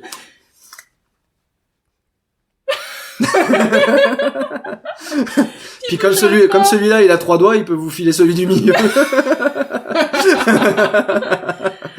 Je te pardonnerai jamais, Arc, d'avoir foutu 3 doigts à un T-Rex. Jamais. Oui, Fantasia l'avait fait, mais tu sais quel âge ça, Fantasia? Voilà, absolument. Ouais. Et une dernière chose aussi, c'est plus facile de dresser des animaux sociaux. Oui, c'est beaucoup plus simple, parce qu'ils ont déjà des petites notions de sociabilité, du coup. De savoir-vivre, quoi. Voilà, ils ont... Et le puis, respect. Surtout si leurs parents, de base, si vous l'avez laissé avec les parents ont appris ces premières règles aux petits, et qui du coup va les garder avec lui. Donc si vous les connaissez, vous pouvez les utiliser à votre avantage et après dresser l'oiseau en fonction, ou l'animal que vous avez qui est social. Ça, c'est pas social. À mon avis. Alors. Il y a le pour et il y a le contre. Oui. Pareil, il y en a pas beaucoup qui l'auront celle-là. Il y a le pour et il y a le contre. Donc T-Rex, on a des preuves d'interaction définitivement avec des congénères sous la forme de morsures. Oui. Encore une fois, ça manque de cicatrices d'ailleurs sur la tronche pour un T-Rex adulte. On a des preuves d'interaction sociale au niveau morsure, au niveau du visage. Ça, d'ailleurs, va falloir parler de ce mord. Oui. Parce que justement, le T-Rex, il aura probablement une insensibilité faciale qu'un mort de cette taille ridicule. Il n'y a pas de mort là. Il y a même pas de mort, ouais. Donc, mais bref, faudra en parler. N'oublie pas qu'on doit revenir là-dessus, parce que donc bref, ils communiquent en se mordant la tronche. Ça, on le sait parce qu'on a les fossiles avec les traces de morsures qui sont cicatrisées, donc on sait qu'ils survivaient. C'était des morsures qui étaient faites pour être douloureuses, pour envoyer un message, mais qui étaient pas faites pour tuer. C'est Parce de la qu'elles sont communication. cicatrisées. C'est de la communication. Voilà. Faut imaginer ça. Donc ça, on les a, ces morsures, qui montrent qu'ils communiquaient de cette façon-là. D'ailleurs, ils se transmettaient des maladies au passage. Et bref. Et d'un autre côté, les preuves, comme je l'ai dit la dernière fois, les preuves que les théropodes, de manière générale, pas seulement T-Rex, se déplaçaient en meute, elles sont ridiculeusement faibles, pour ne pas dire quasiment absentes. Donc c'est pour ça que je dis qu'il y a le pour et il y a le contre. Est-ce que T-Rex était un animal social ? Moi, je dirais oui, au moins de temps en temps. C'est-à-dire au moins en période de repos, il y avait de l'interaction. Oui, mais ça c'est normal. Mais ça c'est normal, exactement. C'est les animaux qui sont pas sociaux. Et aussi. au moins juvéniles. Au moins à l'état juvénile. Parce que oui. ce qu'on a vu chez Tyrannosaure au niveau de ses morsures, c'est que les adultes ne mordent pas les juvéniles. Ouais. Les juvéniles se mordent entre eux. Oui, mais ça c'est... Donc ils interagissent quand ils sont juvéniles, donc en dehors de période de reproduction, donc... Avec possiblement... Donc au moins les juvéniles vivaient au moins en groupe. Au moins en groupe et au moins et raisonnablement on peut inférer que c'était en dehors des périodes de reproduction puisque ce sont des juvéniles, donc des non-reproducteurs. Donc il y a au moins ça. Voilà. Il y avait au moins un peu de vie en groupe, au moins 2. Parce que quand on dit en groupe, c'est pareil. Un groupe de combien mais il y en a au moins par 2, voilà. Et au moins à l'état juvénile. Et c'est le maximum qu'on puisse dire sur Tyrannosaure. Et rappelez-vous que Tyrannosaure, c'est l'espèce qu'on connaît le mieux, à part Homo sapiens, je veux dire dans le registre fossile. C'est l'espèce qu'on connaît le mieux. Donc c'est ce que je suis en train de vous dire, ça peut vous sembler pas beaucoup, mais en réalité c'est énorme de pouvoir dire ça. Ça veut dire que derrière, on n'a pas d'autres preuves. Parce que ce que je suis en train de vous dire, et c'est important quand on parle de reconstitution, paléo-artistique, ce que je suis en train de vous dire, c'est basé sur des données fossiles. Ce n'est pas un truc que je suis en train d'inventer. On voit ces interactions juvéniles sur les fossiles, et du coup, on en émet l'hypothèse raisonnable que ces juvéniles interagissaient entre eux, normal, mais comme c'était des non-reproducteurs, alors ils pouvaient aussi interagir hors période de reproduction. Il y a aucun élément de ce raisonnement qui n'est pas absolument raisonnable scientifiquement. Ça dérape pas sur de la spéculation complètement sauvage et incontrôlée. Vous voyez ce que je veux dire ? C'est les données qui nous disent ça. Donc ça, c'est important quand même de le souligner, c'est qu'on sait des choses sur T-Rex. Et donc ce putain de mort, cette espèce, donc le mort, enfin c'est même pas un mort, c'est quand même au coin de la bouche. Mais c'est comme ce qu'ils avaient mis sur les raptors tout à l'heure, c'est la même chose, donc c'est l'anneau là sur le côté là, il y a pas de mort. Si tu veux diriger un T-Rex, va falloir lui envoyer un signal fort.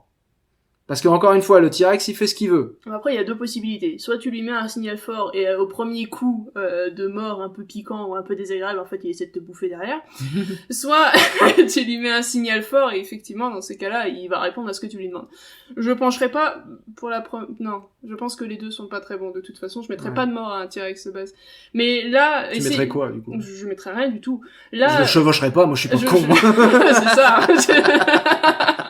Ah pas de débile derrière. L'avantage du T-Rex, c'est que s'il est pas content, il peut pas t'enlever. Je suis sûr qu'il peut se rouler par terre. Ça peut être. Et ça, c'est sur quoi le T-Rex se jeta par terre sur le dos et fait. Voilà. Et voilà. D'ailleurs, au passage, cette selle, ça doit démanger, donc c'est une probabilité non négligeable que ça vous arrive. Oui. Bah d'ailleurs, il y a des chevaux qui le font, qui se roulent par terre. Ouais. Et ils s'en foutent que vous soyez dessus. Donc le T-Rex, ça m'étonnerait pas. Oui. Le mort, donc de toute façon, ça dirigera pas un T-Rex, c'est pas possible. Et mettons que le T-Rex supporte le mort. Va falloir un mort un peu plus gothique que ça. Ouais. Alors vous voyez, je sais pas si vous connaissez les morts qu'on met aux chevaux qui font de l'attelage, qui sont des trucs généralement à double encoche. Donc en fait, vous mettez pas les rênes directement, donc vous avez le mort, donc cette barre qui est dans la bouche, qui est déjà assez solide, souvent qui est en métal. D'autres fois, vous l'avez en caoutchouc pour que ce soit un peu moins dur, mais dans ces cas-là, c'est moins efficace. Donc souvent, c'est en métal. Vous avez donc 2 petits crochets. Alors, quand vous avez un mort basique, vous accrochez juste les rênes à ces premiers anneaux là sur le côté. Mais quand vous avez un mort d'attelage, en fait, vous allez accrocher à ces premiers anneaux une deuxième barre qui va descendre jusqu'ici, plus ou moins. Et là, seulement à cette barre-là, vous allez accrocher vos rênes. Tu me dis si on le voit ouais, pendant que tu fais ton explication. Et du coup, bah voilà, ça c'est des morts d'attelage, là où vous avez plusieurs crans suffisent. Celui-là ? Par exemple, mais celui-là il est pas très Donc là, par exemple, vous avez plusieurs crans, donc vous avez en fait cette barre supplémentaire sur laquelle vous allez pouvoir accrocher vos rênes plus bas, qui va vous donner une sorte de levier supplémentaire pour pouvoir tirer encore plus fort sur la bouche du cheval pour être sûr qu'il s'arrête. Donc il va vous falloir, et puis surtout pour un T-Rex, en fait, il va vous falloir une... Non, mais j'ai aussi plus les anciens morts attelage et c'est médiéval. Et là, il y avait des trucs si tu veux des trucs bien un gothiques, peu costauds, là. Si tu veux des trucs bien moyenâgeux. Ouais, bah là, par exemple... Ah, celui-là, là. Ouais, avec les... Du coup, là, vous avez effectivement cette barre supplémentaire sur le côté qui permet vraiment de bien serrer ses rênes. Et ça lui scie vraiment, voilà, ça lui scie vraiment la bouche, hein, c'est pas... Là, c'est pas cool, ça fait un peu instrument de torture, ce bidule-là. Ouais. Mais il faut bien se rendre compte... Pour qu'un T-Rex t'obéisse, il faudrait bien ça, quoi. Bah, c'est ça. Et puis, en plus, après, vous avez les morts pour les destriers, qui étaient utilisés à l'époque sur les chevaux de combat, qui étaient tout en armure, avec le cavalier en armure par-dessus, qui, du coup, une fois lancé à pleine vitesse, ça s'arrêtait pas. Donc, le seul moyen d'arrêter le truc, c'est de mettre un mort à pointe dans la bouche. Donc, faut imaginer ça aussi. Ouais. Donc, à mon avis, une combinaison des deux, peut-être. Je sais pas. Le mort de Sleepy Hollow, vous voyez. Ouais, le mort du cavalier sans tête de Sleepy Hollow, là, le bien gothique Tim Burton avec des pointes, là. Faut imaginer ça dans la bouche, derrière. Il faut imaginer ça dans la bouche du T-Rex et qui lui pique, du coup, les masséters. Ouais. Et là, ça doit faire mal. Là, par exemple, ouais. Et là, quand tu tires à droite, il tourne à droite. Il tourne à droite, là, ouais. parce que le but du mort, c'est quand même ça, c'est de le faire aller où tu veux, donc, et il faut envoyer un signal. Là, on parle pas de torturer le T-Rex, hein. Là, il y a pas de signal, là, il sent rien, là, il sent rien, voilà, il y a aucun signal qui lui arrive. Là, si tu veux qu'il sente qu'il se passe quelque chose, faut lui faire mal. Et pour faire mal à un T-Rex, référence au fait qu'il se mordait la tronche à longueur de temps, pour faire mal à un T-Rex, faut y aller. Faut y aller franco. Donc ouais, il faut un mort avec des épines grosses comme ça, planté dans les masséters, et quand tu tires dessus, là, il tourne. Mais on est bien d'accord que le but du jeu, là, c'est qu'il aille tout droit, et qui fonce. Non, en fait, non, on est bien d'accord que ça sert à rien. Donc là, maintenant, on va arriver à la pertinence. Pertinence d'avoir un T-Rex pour le combat. C'est de la merde. c'est de la merde. Pour toutes les raisons, donc, on vient déjà d'évoquer de faisabilité, déjà. C'est pas possible. Mais avoir un T-Rex de combat, c'est de la merde. Parce que votre T-Rex, comme on le dit, il va pas vous obéir, ou très très peu. Et une fois qu'il aura eu ce qu'il voulait, lui, et peu importe ce qu'ils veulent, hein, je veux dire. Mais une fois qu'il aura ce qu'il veut, lui, il va s'arrêter. Et ce qu'il va vouloir dans un combat, c'est se barrer. Il n'y a pas envie d'aller en face si ça tire, si ça... Exactement. C'est pas Le T-Rex, ça fait le poids d'un éléphant. Et les éléphants de combat, on a déjà essayé, et il y a une raison pour laquelle on a arrêté. C'est parce qu'un éléphant, c'est efficace quand tu l'envoies à la charge, c'est beaucoup plus efficace quand ça fuit. Ça, tous les rapports d'utilisation d'éléphants qu'on a de l'Antiquité, tout ça, ça envoie, tu sais, c'est pimp, hein, sur la ligne de front, hein. Ça, c'est sûr que les gens d'en face, ils ont les miquettes. Mais alors, une fois que c'est en combat, ça sert plus à rien. Ça défonce une ou deux lignes d'infanterie. Ensuite, ça prend une lance dans la jambe. Et là, ça comprend qu'en fait, ça pique. Et du coup, ça fait demi-tour et ça fonce dans tes lignes à toi. Et ça a beaucoup plus de conviction quand c'est paniqué, un éléphant, que quand toi tu l'obliges à y aller. Mais faut imaginer que et imagine la même avec un T-Rex. Imaginez un cheval qui s'emballe pour l'éléphant, c'est pareil, sauf que vous mettez le poids d'un éléphant dessus. Et du coup, il y avait plein de sécurités pour empêcher un cheval de s'emballer. Il y a plein de sécurités. Donc il y a les œillères. Mais ça, c'est pour les chevaux qui tirent les carrioles, par exemple. Les chevaux de charge. Les chevaux de oui. Comment tu empêches un cheval à la charge de s'emballer? Bah déjà, ils sont en troupeau. Tu veux déjà qu'ils s'emballent, donc de base, quand ils chargent, en fait, t'as envie qu'ils s'emballent. Parce que du coup, ils y vont tous, et ils s'arrêtent pas. Bah déjà, il y a l'effet de la masse. Oui, c'est-à-dire que les chevaux, ils sont tous là ensemble, ils s'entendent qu'ils sont tous là ensemble, donc ça les rassure, je pense. Bah, ça les rassure. Et ça les guide en même temps, ça les met dans une espèce de frénésie où en fait, ils savent que tout le monde est en train de se barrer, donc courage, fuyons. Bah, c'est ça, en fait, le cheval, c'est un animal qui vit en groupe. Donc si jamais il y en a un qui commence à se barrer au triple galop, tous les autres vont suivre derrière. Donc vous voyez une ligne de cavalerie qui fonce, en fait ils sont tous plus ou moins emballés d'une certaine manière, ouais. Et c'est pour ça que vous avez besoin des gros morts pour les arrêter derrière, parce que sinon vous les arrêtez pas. Voilà. Donc le T-Rex il s'emballera pas en fait, c'est pas un herbivore, c'est un prédateur le truc. Il s'emballera pas. Il s'emballera pas. C'est pas un éléphant, c'est pas un cheval. Ça Donc, fonctionne différemment. C'est pas pareil. Donc efficacité à la charge, aucune, ou presque. Efficacité quand il fait demi-tour et vous fonce dedans pour se barrer, top. Très efficace. Très efficace.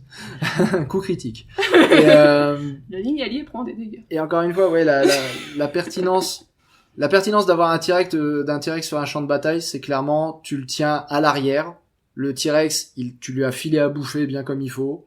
Il se tient pépouze derrière tes lignes et il en jette. Et c'est tout ce qu'il fait. C'est ça, c'est juste Il pour sert le à display rien. en fait. Il est beau, il est là, il est gros, et on se dit oh mon dieu, il est énorme, il va nous bouffer, et paf, ça Ça fait peur. fait peur. Ça fait peur, et c'est tout. Et c'est comme ça d'ailleurs que les éléphants, Hannibal par exemple, quand il était à Rome, c'est une des dernières utilisations des éléphants de guerre, Hannibal. C'est pas la dernière, mais c'est une des dernières. Non, c'est peut-être même la dernière. Non, il y en a eu après pendant les guerres. Bref, on s'en fout. Il avait quoi, 2 éléphants, et c'est tout. Il n'avait pas grand chose, mais après Il y a rien qui avait survécu en Ils fait. avaient traversé les Alpes, alors t'imagines. Et donc les éléphants, ils ont fait un super boulot de dissuasion. C'est ça. Il les a très très bien utilisés à la dissuasion, mais certains, tu les envoies charger à la fin pour que les gars d'en face arrêtent de résister. Et, tu sais, quand ils sont prêts à craquer, en fait, c'est le facteur déterminant pour les faire craquer définitivement. C'est ça. Et c'est juste à ça qu'ils ont servi. Mais Hannibal, le plus gros de sa carrière en Italie, il l'a fait quasiment sans éléphants parce qu'ils sont morts assez vite. Oui. Même les 2 derniers sont morts assez vite au final. Donc le T-Rex, c'est pareil, il en jette à l'arrière. Et à la fin, quand t'as déjà plus ou moins gagné, mais qu'il te manque ce petit truc, là t'as 3 connards là qui arrivent avec des lances, qui lui piquent le fion, et le machin il part. Et là les gars, ils voient un T-Rex leur arriver dessus, ils font OK. Mais par contre t'as pas besoin de cet abruti dessus. Par contre ça il peut y aller tout seul sans aucun problème. Hein. Ah oui. Mais parce que de toute façon, vous l'aurez déjà nourri, donc il ira pas parce qu'il a faim, il ira parce que vous lui avez piqué le cul. Ouais, ou alors il se retournera pour vous bouffer parce que vous lui venez de le piquer. Ou alors vous venez de le piquer et il va faire non mais qu'est-ce que tu fais. Donc non, tu te crois où c'est beaucoup non, en trop fait, même là, imprévisible, ça c'est imprévisible, ça marchera pas. Donc c'est un trône, en fait c'est un trône mobile quoi. C'est ça. C'est un trône mobile parce que comme j'ai dit, s'il a pas envie de bouger, il bougera pas. Donc c'est un trône de merde en fait. C'est un trône qui ça coûte très cher. C'est juste un trône qui en jette et qui coûte très cher. Ah, ce qui est le principe du trône, hein, on est d'accord. Oui, c'est juste fait pour en jeter. C'est exactement ça. Hein. C'est ça, c'est le principe d'un trône en or massif, sauf qu'en plus, faut le nourrir. Vous imaginez nourrir ce bestiau? Ouais, tu sais combien il faut pour nourrir un T-Rex? Moi non plus, mais c'est beaucoup. C'est comme le nombre de chocs à pic dans le Grand Canyon. Je sais pas, mais je sais que c'est beaucoup.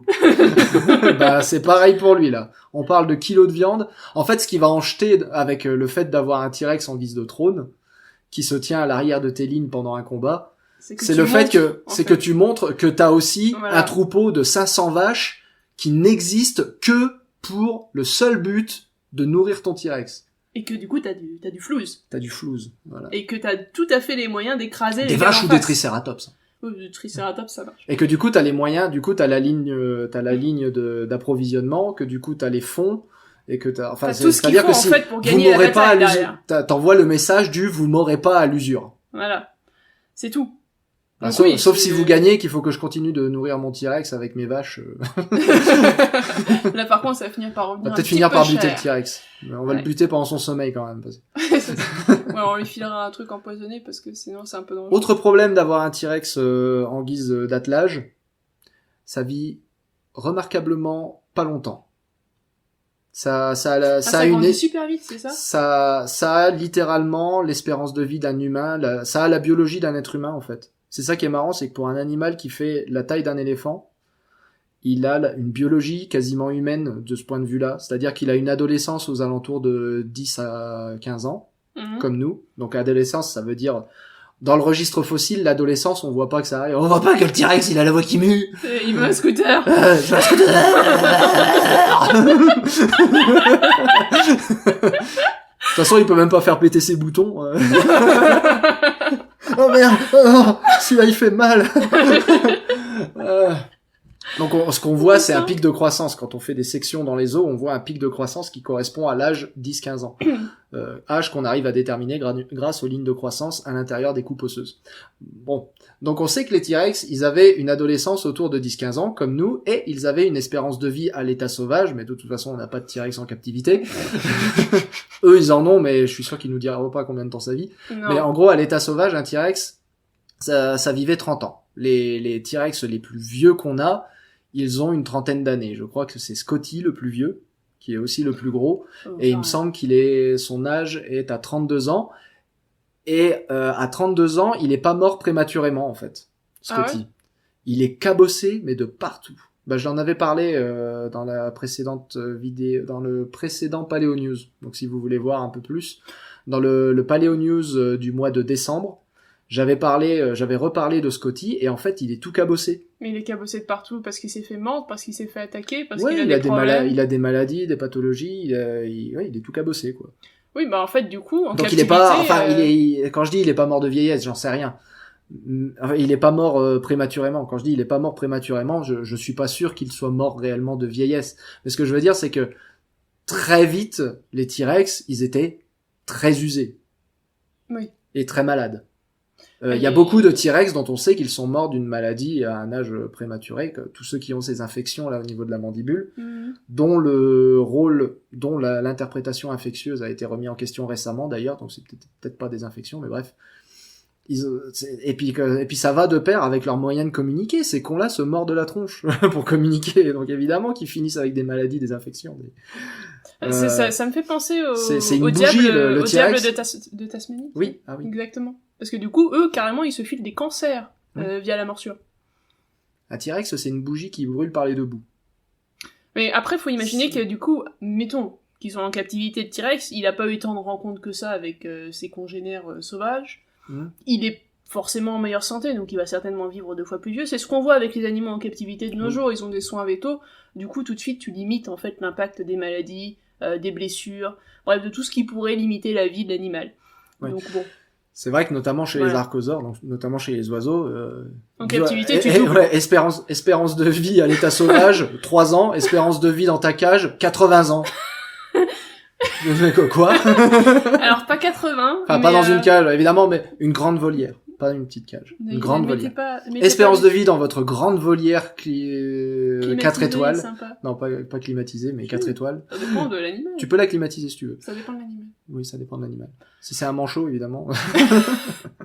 Mais bref, donc tu passes d'une espérance de vie de 3 ans à l'état sauvage à 80 ans en milieu contrôlé, tu sais. Bah, pour vous donner une idée, on avait une toute petite espèce de hibou à près de cette taille-là. Il s'appelait Star, le petit truc. Tu te souviens de Star? Quand elle dit on, c'est pas nous personnellement, c'était le zoo dans lequel elle travaillait. Le zoo dans lequel j'étais à cette époque-là avait donc cette toute petite bestiole. Donc c'était un petit duc à face blanche. Et c'est ceux que quand ils font des grimaces, là, ils ont la tête qui s'affine. Oui, quand ils ont un peu peur, ils font des têtes effrayantes. Voilà, très petits. C'est juste pour que les gens resituent. Et puis après, ils peuvent aussi mettre les ailes sur les côtés pour devenir beaucoup plus gros. Donc ça c'est tous les hiboux généralement. Et du coup, ce petit animal là, ce tout petit truc, dans la nature, on a une espérance de vie, mettons 5 ans. 10 maxi, vraiment maxi. Hein. Lui, il a vécu une trentaine d'années. Personne n'est sûr parce que... Personne n'est sûr parce qu'en fait, on a calculé 30 ans à partir de la date où le zoo l'avait reçu, sauf qu'il était déjà adulte quand ils l'ont reçu, et ils l'ont reçu d'une autre personne qui l'avait déjà reçu étant adulte, qui était un gars qui faisait des displays itinérants, et ce gars-là n'avait pas été capable de leur dire quel âge avait l'animal vraiment quand lui l'avait reçu, donc en fait il était déjà adulte, et comme il n'y a pas de moyen de déterminer l'âge de la bestiole à part de sonder les os, donc on va pas tuer l'animal, merci, donc en fait il savait pas quel âge il avait quand il l'a eu, et comme on sait pas exactement combien de temps il l'a gardé lui, en fait il peut peut-être être beaucoup plus vieux que ça. Ouais. Voilà, donc 30 ans c'est l'estimation basse. Il avait au moins 32-34 ans. Au moins. Donc faut imaginer, c'est quand même énorme en fait, le bond entre l'espérance de vie à l'état sauvage et l'espérance de vie en captivité. Mais a priori, c'est quand même une idée à la con d'avoir un T-Rex. Ouais. Pour revenir au T-Rex. Donc le T-Rex en captivité pourrait durer plus longtemps. Peut-être pour répondre à la question, les gens vont se demander pourquoi on pourrait pas déterminer l'âge du pioute en coupant ses os. Parce que contrairement aux dinosaures non aviens, les os sont complètement remodelés chez les oiseaux. Donc en fait, il reste plus de ligne de croissance C'est ça. chez les oiseaux. Ouais, donc revenons à notre T-Rex. C'est une idée de merde. C'est une idée probablement pas faisable. Et j'apprécie par contre l'effort qui a été mis à mettre des petites armures sur les bras, parce qu'effectivement, si 2 T-Rex devaient s'affronter sur un champ de bataille, ils iraient effectivement pour les bras. Je pense que c'est pas de l'armure, ça, c'est juste qu'ils ont mis des écailles. Ah merde. Eh ben non. En fait, ils essaieraient d'attraper les bras, parce que dans les bras, il y a, Sinon, il ils auraient y a mis des des grosses sangs. artères, et en fait, il va se vider de son sang. C'est un endroit qui est très sensible, et qui Mhm. va très vite se vider, l'animal va très vite se vider de son sang par les grosses artères. Donc ils iraient probablement attaquer les bras directement. Ceci dit, si c'est 2 T-Rex, ils vont peut-être faire ce que leur instinct leur dit de faire, c'est-à-dire se Se mordre mordre la tronche. le museau. Ouais. Mm. Donc en fait, je viens de dire une énorme connerie, merci. Ouais. Ça fait déjà longtemps qu'on est sur cette frame, donc on va continuer. Ah, mais elle était bien. Mais elle a elle beaucoup était bien. elle a beaucoup d'informations en fait, donc c'est vachement bien. Elle, Voilà, lui il est en train de se suicider là en fait. du coup, c'est une fille. Elle, Ouais. Ah, mais non. le T-Rex qui le temps d'une frame s'est changé en Carcharodontosaurus. C'était... Attends, Et il bastonne. Hein. regarde là. Mais écoute pas de... Attends. C'était là. Le temps d'une frame, le T-Rex il est devenu un Carcharodontosaurus. Du coup, c'est un... Ou un Giganotosaure, c'est la même famille. C'est peut-être un... C'est peut-être un Giganotosaure du coup. Ouais, bah, enfin, c'est pareil. Mais c'est la pourquoi même lui avoir fait un réflexion. design de T-Rex sur... Ah, mais du coup, c'est peut-être un Giganotosaure. Faut que ce soit l'un ou l'autre, ça arrive. Ça change pas grand Ce qui chose. expliquerait au moins pourquoi il a 3 doigts. Oui. Et du coup, lui, il a... c'est le dinosaure baboulinet, avec des gros bras. Bah, c'est pas leur nouveau dinosaure de Jurassic World. On dirait un Indominus, ouais. Ouais. Oh, il a la même couleur. Un dinosaure baboulinet. Et on est parti sur le Japon. Des brachiosaures, ouais. Des poissons, des piranhas. Et du coup, c'est des brachiosaures qui tiraient des chariots. Ouais, des brachiosaures qui tiraient des chariots. Pourquoi pas, après tout. Mais c'est pareil, c'est pour entretenir un troupeau de brachiosaures. Tu vas Ouais. avoir un paquet de forêts à planter. Ouais. Je le retrouve pas. Ah si, j'y étais. Ouais. Oui, bah ça c'est pareil. Les brachiosaures qui servent à... Donc là, il y a un mort, par contre. Là, par contre, ils ont mis un mort. Ce qui est l'idée la plus conne du monde, de mettre un mort sur C'est un un... brachio. sur un truc qui a une tête qui fait, quoi, 1/100 de la taille du corps. Ça n'a aucun intérêt. C'est pas sa tête qu'il va falloir harnacher. Ouais, faut accrochez-vous à son cul, hein. Pas à sa tête. Trouver un autre Mais, moyen. donc oui, comme tu le dis, pareil là, vouloir harnacher des brachiosaures, c'est une idée à la con. Simplement économiquement, c'est pas viable. Mais comment vous les nourrissez derrière? Ouais, vous les nourrissez où? Vous les stockez où? Vous croyez qu'il suffit d'une étable et de leur filer de la paille? Vous savez quelle quantité de paille il va vous falloir? Vous savez que ça se nourrit pas de paille de toute Vous façon. savez là, qu'il va vous- falloir couper des forêts entières pour les C'est nourrir ça, il va juste pendant falloir- 1 ou 2 mois. C'est ça, vous savez la quantité de C'est territoire qu'il va énorme vous ce truc. falloir. Vous imaginez la taille de l'estomac de ces bestioles? Vous savez combien ça mange par jour un éléphant déjà de base? Vous Ouais, imaginez c'est ça? C'est une idée à la con. Ah! Donc finalement, pour répondre à la question, c'est quoi le meilleur dinosaure à dresser pour en faire quelque chose de viable? Bah pour la guerre, c'est clairement un Triceratops. C'est pareil, ça va demander pas mal de nourriture derrière. Oui, mais moins qu'un sauropode, Ouais. beaucoup moins qu'un sauropode, beaucoup moins cher qu'un tyrannosaure à entretenir. Ça vit déjà en troupeau, donc tu peux les lâcher dans Puis c'est un herbivore, une t'es tranquille. grande prairie de fougères. Ça te bouffera Hein. pas? Oui, la fougère, s'il vous plaît. La Pas de fougère. l'herbe. La fougère et des cicasses. Ouais. Donc dans une grande prairie de fougères basses et de cicasses, histoire de pouvoir garder un œil dessus. Mais surtout un Triceratops pour la guerre, bah c'est déjà conçu pour charger en fait. C'est comme un rhinocéros, c'est déjà gaulé pour Il y a des foncer cornes. foncer tout droit à pleine vitesse. Donc c'était capable de galoper, du moins si on en suit le Bob Baker, le paléontologue Bob Baker, c'était capable de galoper. Hmm. On est vraiment sur le taille maximum de ce qu'un animal pour un animal qui peut galoper, hein, vraiment. Et c'est déjà conçu pour foncer droit, parce que ça a déjà tout ce qu'il faut où il faut en fait. Donc c'est déjà écrit sur sa tête que c'est un animal qui charge. Mm. Et on le sait qu'il se battait avec ses cornes, puisqu'on a des traces sur les collerettes, justement, de quand il se battait, les cornes rayaient la collerette, et du coup on a ces traces préservées dans le registre fossile. Donc on sait que ces cornes sont utilisées pour le combat. Donc là vous avez un animal, c'est un tank sur pattes, qui est fait pour foncer tout droit. Tant qu'à parler de tank sur pattes, l'ankylosaure, c'est une idée de merde. Oui, mais il se bat avec sa queue, celui-là. Et en plus, il se bat avec sa queue. Vous allez Donc, pas le faire donc en foncer plus, tout vous allez le chevaucher, et puis au moment du combat, il va se retourner. Voilà, c'est débile. Donc c'est une idée de merde. C'est Je ridicule. sais que c'est décrit comme étant un tank vivant, mais c'est une idée de merde. Non. Parce Et puis que- en plus, le seul truc qu'il va faire, lui, c'est se poser au maximum sur le sol pour Ouais, en essayer plus, de cacher les pattes, parce que du coup, il avancera plus, et puis il va donner des coups de et queue. puis il va faire des coups de queue comme ça. Et pareil, on a, il y a tout récemment, c'était il y a 1 mois, je crois, qu'a été publiée la première preuve qu'ils utilisaient effectivement leur queue pour se battre. C'est très récent. En réalité, c'est une hypothèse qui existe depuis très très longtemps, depuis aussi longtemps qu'on connaisse Quand les on voit la tête de ankylosaures. la queue en même temps. Quand on voit la gueule de la queue, ouais, Ah. il y a pas trop photo, mais on a seulement trouvé la première preuve maintenant qu'ils se battaient réellement, c'est-à-dire des plaques d'ankylosaures, des plaques latérales d'ankylosaures qui ont été défoncées par un coup de maillet.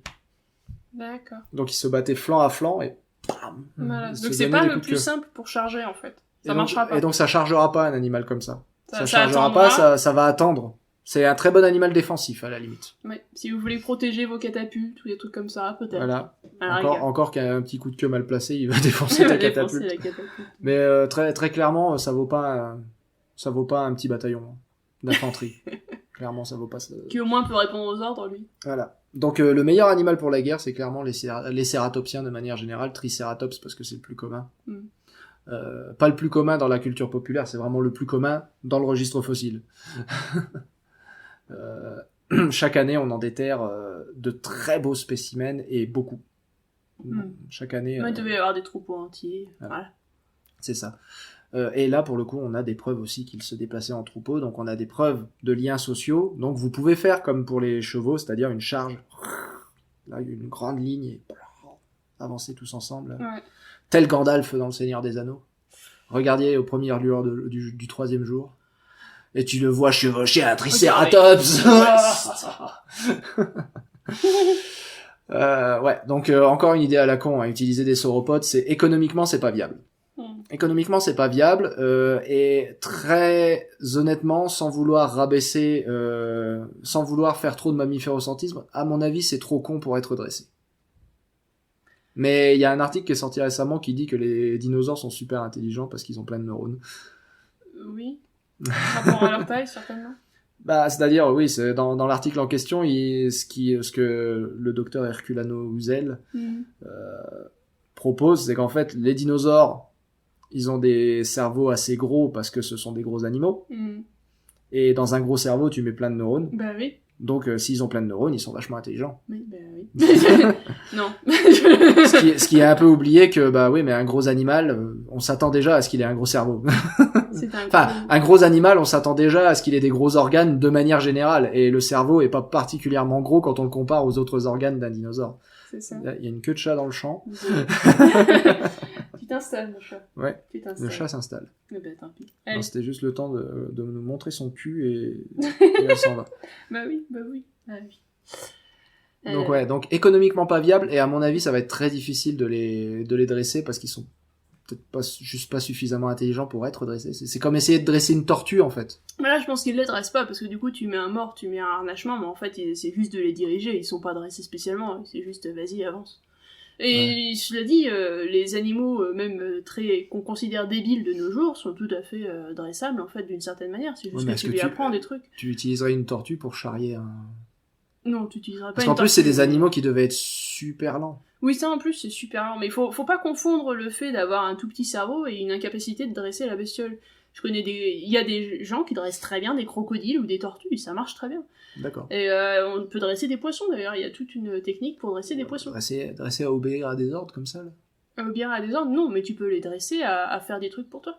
En zoo, justement, on essaie de dresser des crocodiles, par exemple, pour soit les faire rentrer le soir, soit essayer de les soumettre à quelques procédures médicales s'il y a besoin, par exemple, de faire des trucs, je sais pas, de prendre du sang, de faire des radios, de faire des trucs comme ça. Tu peux dresser tous les animaux à faire des procédures un peu comme ça, de juste donner la patte, voilà. Et ça sert derrière à réduire notamment le stress de ton animal en captivité, et puis à faire en sorte que tu puisses faire ce que tu veux quand même. Sinon, t'es obligé d'endormir ton animal à chaque fois que tu veux faire une procédure, quelle qu'elle soit. C'est quand même pas très pratique. Et c'est un D'accord. peu dangereux au bout d'un moment. Ok. Donc pour les poissons, tu peux aussi... Ça prend du temps, mais tu peux faire ce qu'on appelle le target training. Donc en gros, tu as une petite cible et tu lui apprends par exemple à venir toucher la cible. D'accord. Par exemple en lui mettant une petite récompense au bout, hein, un petit truc à manger, un petit bout de poisson, autre ou je ne sais quoi. Ça peut arriver. Ok. Mais ouais, Et là, je pense que visuellement, on est affaire aux méchants. je sais pas si on a affaire au Bah si, parce que là, tu vois, ils ont mis des morts. Et ils ont un fouet. C'est des méchants. Ah, tu crois? Je pense que là, le langage visuel nous dit que ce sont eux les méchants, parce que ils ont... eux, contrairement aux gentils qu'on a vus tout à l'heure, ils ont mis des morts Mhm. à leurs animaux, et ils les fouettent. Spécial big up pour Jean-Kévin, qui a ramené un fétu de paille dans un combat de dinosaures, là, parce que son fouet, là, Ouais, alors non. son fouet sur le dos d'un sauropode, ouais. Non, Le non, dos non. d'un sauropode, ça devait déjà être couvert d'une faune, mais alors... Ouais, non, alors, le fouet, utilisé actuellement, on l'utilise pas pour taper sur les chevaux, en fait. Hein. Le fouet, c'est le bruit. Oui, c'est le bruit. C'est juste le bruit. Donc, s'ils ont l'ouïe suffisamment fine, le bruit du fouet suffira. Ouais. T'as pas Ouais, besoin mais là, de tu vas toucher le ton voir- animal avec. Là, tu vas le voir fouetter l'animal, là. C'est obligé. C'est Ouais, obligé. peut-être, je sais pas. Tu vas le voir fouetter l'animal, parce qu'il est méchant. L'homme méchant. Ah, ouais, il est méchant. Oui, c'est sûr qu'un fouet sur le dos d'un tauropode, à mon avis. Ah ouais, non, c'est encore C'est- une fois, non, ça non. manque une fois de plus de ce que j'avais déjà dit pour Préhistorique Planète.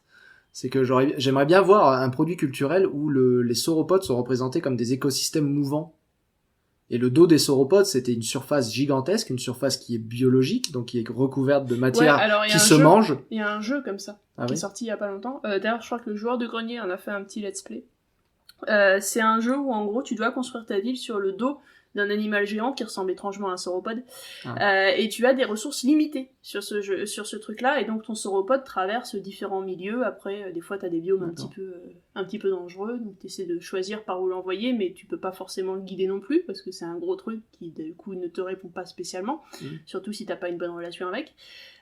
Donc il y a tout un jeu là-dessus, déjà. D'accord. Parce que là, c'est une surface qui est toujours exposée. Donc qui est toujours exposée au soleil, donc vous avez possibilité de voir des mousses et Ah autres oui, végétaux croître dessus. Des sortes de C'est un bananes. milieu qui est riche en protéines parce que vous avez la peau qui est donc du derme, c'est des protéines. Donc il est riche en protéines, il est riche en sels minéraux. Vous avez des vaisseaux sanguins, donc ça va attirer des animaux, des parasites notamment, comme on a aujourd'hui les pique-bœufs qui sont eux-mêmes des parasites et qui mangent des parasites plus petits. Pas forcément toujours des parasites d'ailleurs, qui boivent aussi le sang.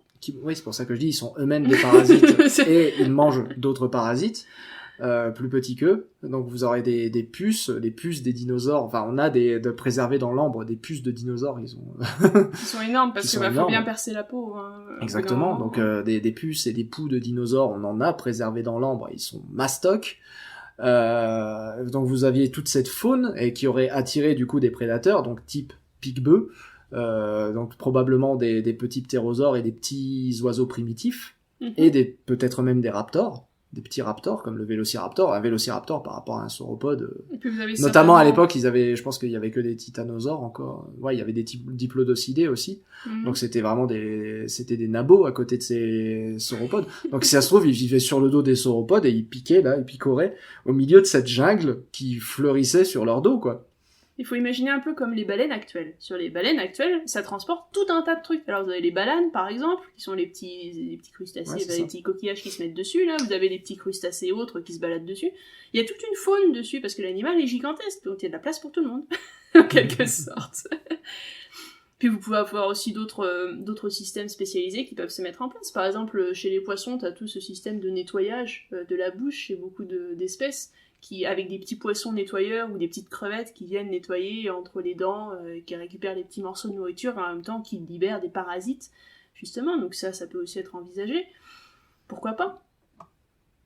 Tu vois? Parce que bon, ils sont gros. Bah oui. Non, oui. Non, là, il y a tout ce qu'il faut pour développer tout un écosystème. Bon, après, j'imagine que eux, ils les ont nettoyés puisqu'ils ont construit leur catapulte dessus. Là.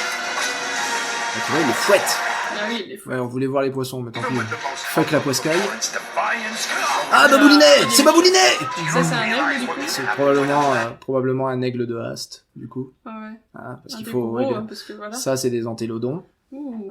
Ça encore, à la rigueur, je veux bien. Ça, un antélodon de guerre, c'est une bonne idée, ça. Ouais, ça me va. Ou un Andrewsarchus, je sais pas si c'est un antélodon. Mais ou un il manque de Andrewsarchus. trucs pour les Andrewsarchus, non? Ça serait pas un peu plus... Bah ça aurait... Ouais, mais les antélodons aussi, ils ont des grandes... Parce que là, il m'a l'air très porcin, en fait. Et puis, ouais, bah non, c'est un antélodon parce que, Ah, y a comme tu le dis, il est très porcin. Ouais. Il a le sabot à deux doigts. Ouais. Ce qui est une connerie d'ailleurs pour un suiforme. Normalement, il est censé y en avoir 4. Comme les hippopotames. Et les cochons, du coup. Ouais, Pas seulement 2. Ça c'est un sabot de vache. Ça, c'est un sabot de vache et l'antilope. Ça. Mettons qu'ils ont les 2 petits à l'arrière et qu'on le voit pas là-dessus. Non, moi je pardonne pas. Moi je suis un connard, moi. Je pardonne pas. Parce que souvent sur les et là, la position de la canine. Ils sont sur le côté ou plus vers l'arrière aussi. Ouais. Non, moi je pardonne pas. Je ne pardonne pas. Et les dents, c'est n'importe quoi. La canine inférieure doit être devant la canine supérieure. Ça, c'est Dracula, ça. Ouais, je sais pas comment. Ça, c'est dentition Dracula, ça. Ouais. Puis c'est trop pointu. Et ils sont attachés à quoi? Autant pour un Andrewsarchus que pour un antélodon, ses dents sont beaucoup trop pointues. Ouais. Et puis du coup, ils lui ont rien mis sur le nez parce qu'il fonce, mais tu mets pas une petite armure sur le pif. Là, pour le coup, il en aurait peut-être un peu besoin. Ça aurait été utile. Mais pour le coup, je préfère utiliser un Andrewsarchus / antélodon à des fins de guerre que d'utiliser un tyrannosaure. Là, au moins. Ah là, c'est plus efficace, c'est sûr. Par contre, c'est beaucoup moins confortable. Hein. Oui. Mais à la limite, c'est pareil. C'est des animaux que t'enverrais en première ligne sans personne qui les chevauche, tu sais. Je verrais bien des chars tirés par ça, tu vois. Ah ouais, ou des chats. Ouais. Parce que du coup, eux, normalement, ils ont des trucs sur les côtés. Tu peux en plus rajouter sur tes chars des sortes de lames, tu sais, sur les roues, comme ils disaient à certains moments. Non, ça défonce, c'est bon. Par contre, mets une armure dessus. Oui. Ah ouais, ça, quoi que tu fasses, quoi que tu lances à la charge, faut mettre une armure dessus. Ah bah évidemment, je fais le stop frame pile au moment où il y a l'éclair. Donc là, il a un crâne de tigre à dents de sabre sur la tête. Ah oui. Et puis là, il y a un crâne de dinosaure. Donc il y a un beau crâne archosaure, hein, nez, fosse antéorbitaire, œil supérieur et inférieur. Fosse temporale supérieure, fosse temporale inférieure. Give me 1,000 lives, and I would give you 1,000 deaths. I'm going to survive. Bah, nous aussi, on y a survécu, tu vois. Ça a été dur. Arc, la série animée. Et la petite blague pour la fin, du coup? Il va y avoir une petite blague de fin. Non, Dans tous les trailers, il y a une petite blague de fin. Non, il est fini, le trailer. Il est fini le trailer. Il y a du bon monde, hein. Il y a l'air d'y avoir du bon monde. Bon, bah, ce trailer, il était pas si mal. Il y a beaucoup, vous voyez, déjà, ne serait-ce que sur un trailer de 4 minutes, on a déjà beaucoup parlé, et je pense d'ailleurs qu'on va devoir diviser cette vidéo en deux, parce que Ça fait trop long. ça fait déjà vachement longtemps qu'on Ouais. parle.